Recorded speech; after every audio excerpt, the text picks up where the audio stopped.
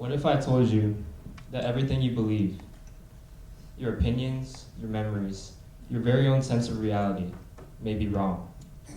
And I mean fundamentally misaligned with the world as it actually is. Not because you're unintelligent, but because you're human. When I was first faced with the question, what is the key to a more understanding world? My first instinct was simple. Well, the key to a more understanding world is just a better understanding of the world. It seems simple and almost obvious, but it raises a deeper question. What does understanding the world even mean?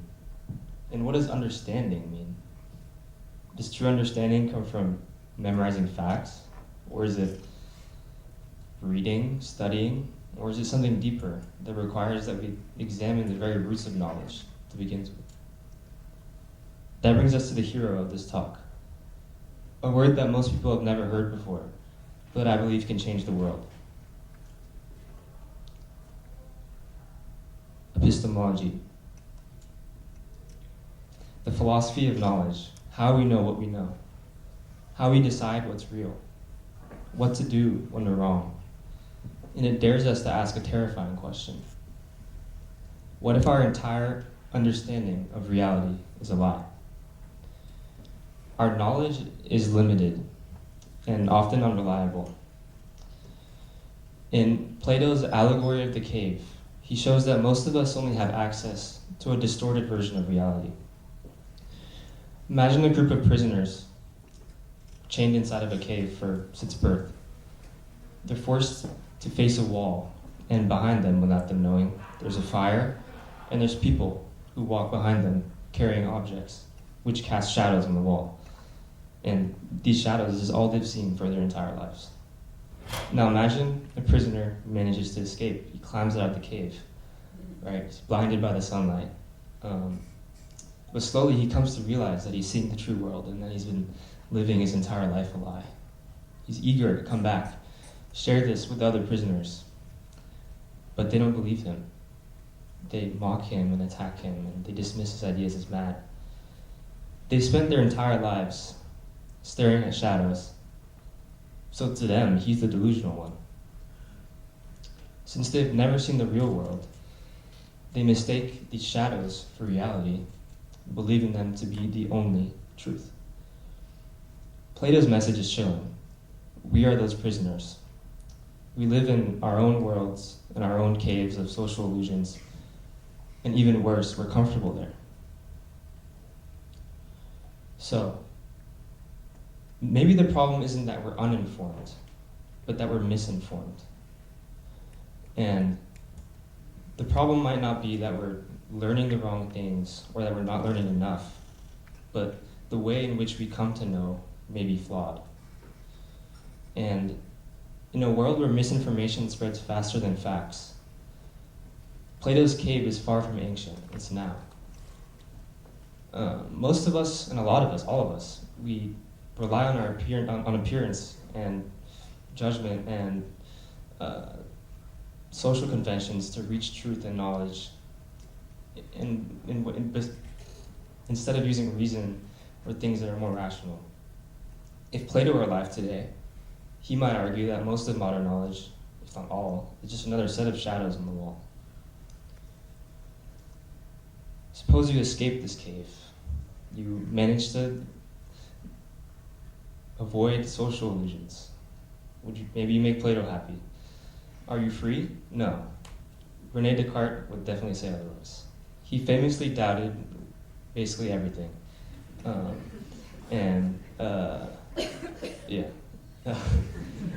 He not only doubted social illusions and what was going on around him, but he doubted his own senses and his own reason and logic. Until he reached one undeniable truth that became the first certain foundation of knowledge.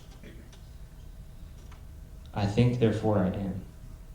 He reached this using a method called radical doubt. He couldn't believe his senses, or he couldn't trust his senses, right? Since there's optical illusions. Stick a pencil in water, it looks bent, even though it isn't bent. He couldn't trust his own logic and reasoning. because even careful logic and reasoning could lead to mathematical error.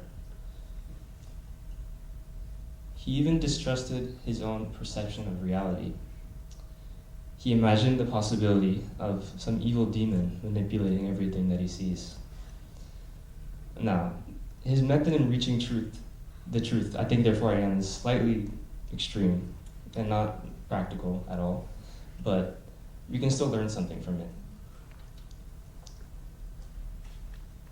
He reminds us that even our fiercest convictions may rest on fragile foundations.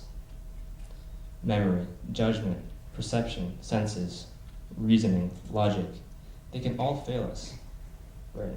And they're often unreliable. So what he argues is what we need is intellectual humility, the willingness to allow the possibility that we might be wrong, and that we might need to check our assumptions.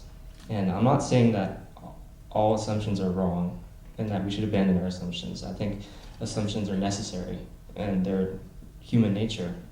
But it's crucial to examine the extent to which they govern our lives, and it's important to not confuse them with the truth. Next, we turn to pragmatism, a philosophy advanced by William James and John Dewey. Pragmatists believe that knowledge and truth were not some sort of abstract quest for absolute certainty, but rather what works. For example, scientific understanding and knowledge in medicine, things change over time. Something that was once considered good treatment could be replaced by better methods. Instead of clinging to absolutes, pragmatists remind us to embrace what actually works and find things that actually lead to better outcomes for society.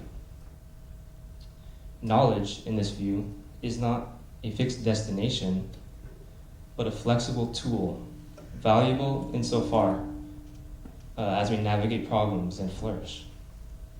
So, instead of focusing on who is right, we should prioritize what is right and what will actually lead to better outcomes. And failure to do so, as history shows us, can lead to misunderstanding, division, and even oppression. The goal is not endless debate over abstract truths, but rather practical solutions rooted in evolving evidence-based understanding. If the problem is that our knowledge is limited or unreliable, the solution lies in developing an epistemic mindset. Instead of asking, what do I know? Ask, how do I know what I know? Embrace doubt. Doubt is not weakness. Some of the most thoughtful people are those who are willing to abandon their own certainty. Step outside of your cave.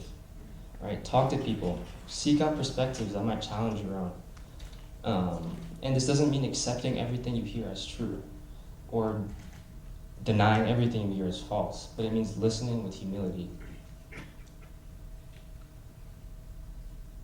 Use knowledge appropriately. Don't just cling to facts and learn to sound smart, but seek knowledge that actually helps. Plato taught us that the way in which we come to know is flawed. Descartes taught us that we should question more. And pragmatism shows us that we really need to seek knowledge that actually leads to better outcomes.